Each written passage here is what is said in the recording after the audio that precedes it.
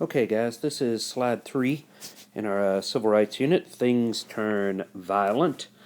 And we will start with a discussion of a group of protesters known as the Freedom Riders. There was a federal court order that interstate bus lines, so buses that cross state lines, they go from state to state, could not be segregated, nor could the bus stations be segregated. So civil rights activists, and these are led by SNCC, again, the Student Nonviolent Coordinating Committee. SNCC organizes these Freedom Riders. These are civil rights protesters who would board buses, Greyhound buses, in the north and head south. To get off the bus at these bus stations and make sure that the bus stations were integrated, that they were desegregated, and that the buses themselves were desegregated. Well, word would spread when the Freedom Riders were coming to town, and the local welcoming committee, if you want to call them that, would go out to greet them, and they would line up along the side of the road, and as this bus came rolling down, they would throw things at the bus, at least rocks, things like that. But in some cases, they would throw Molotov cocktails. Now, a Molotov cocktail, for those of you who don't know, is basically just a glass bottle full of some sort of flammable liquid, let's say gasoline. You put gasoline in a glass bottle, shove a rag in the top of the bottle, and light the rag on fire. You throw the bottle at something, and the bottle hits, the glass breaks, gasoline spreads everywhere, and so does fire. You see the picture down here at the bottom. It's a picture of a Greyhound bus burnt out as it was rolling down the road there. You see the protesters here sitting on the ground outside. These would be federal agents on the left there.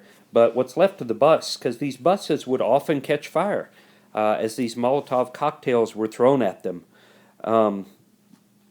If you're lucky, you got out of the bus with your life. And then maybe, when you got off the bus, standing there waiting for you, were some local white supremacists, activists, to beat you up. So, it was sort of damned if you do, damned if you don't kind of thing. But the Freedom Riders often took their lives in their own hands here. They knew what they were doing was very dangerous, but they were determined that they had a right to do this, and they were going to do it. Brings us to our next name. You got a lot of names in this unit here. You're going to need to know. James Meredith, in October 1962,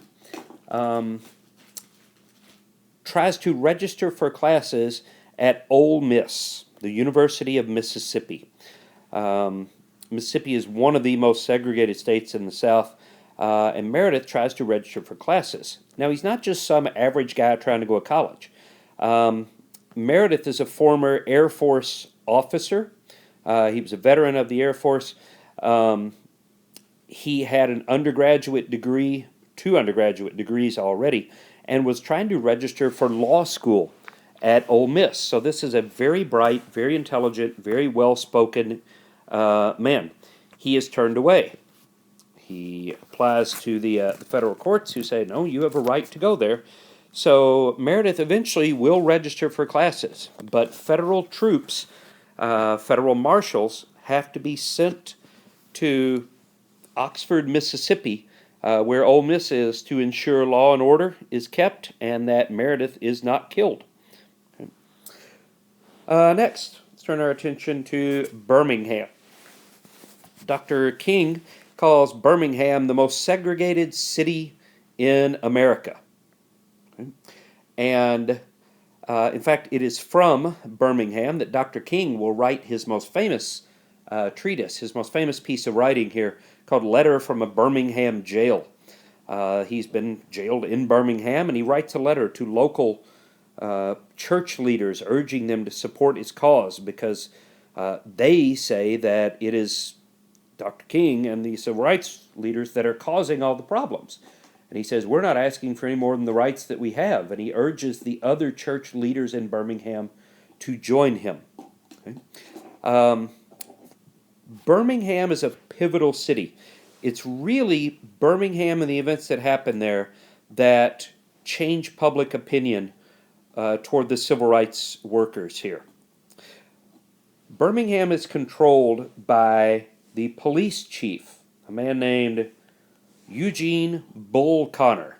And Bull Connor, the local police chief, was as racist as they come. Okay? There you see a picture of Connor right there. And Connor would use police and police attack dogs like this you see up at the top of the page to he would turn the dogs loose on protesters. Now these are peaceful, nonviolent protesters following Dr. King, and they would have these dogs turned on them to attack them. The Birmingham Fire Department, Bull Connor, orders the fire department to blast away at protesters with fire hoses. Now you think, oh, it's no big deal, they're getting water sprayed on them. Just to give you some idea, from 40 feet away, a fire hose full open can tear a brick loose from a brick wall. That's how much force fire hoses have. And here you see firefighters from a lot closer than 40 feet blasting away here. This would have shattered this glass they're aiming at. Blasting away at these protesters.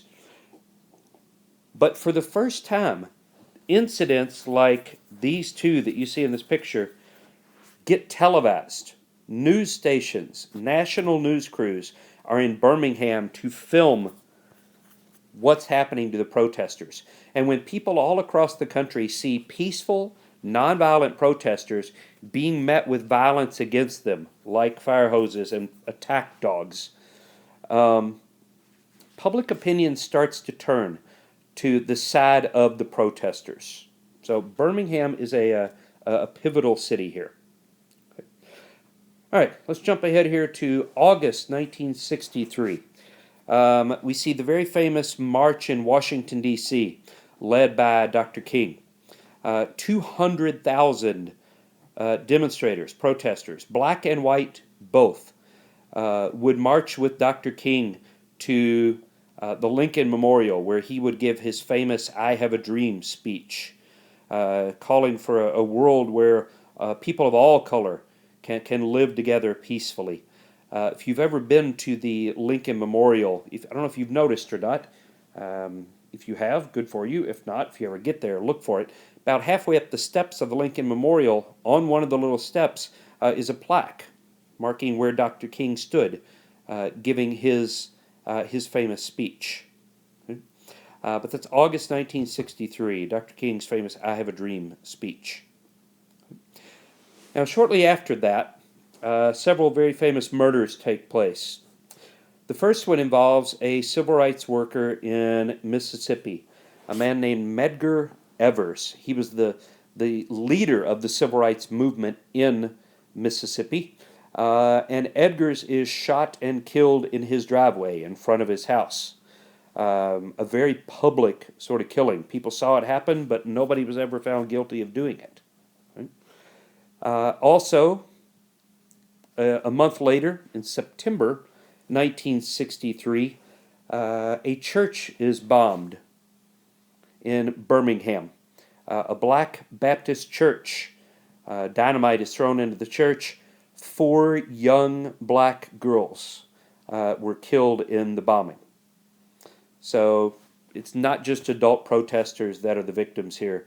Children often. We saw first with Emmett Till, and now 4 young black girls in Birmingham killed when a church is bombed.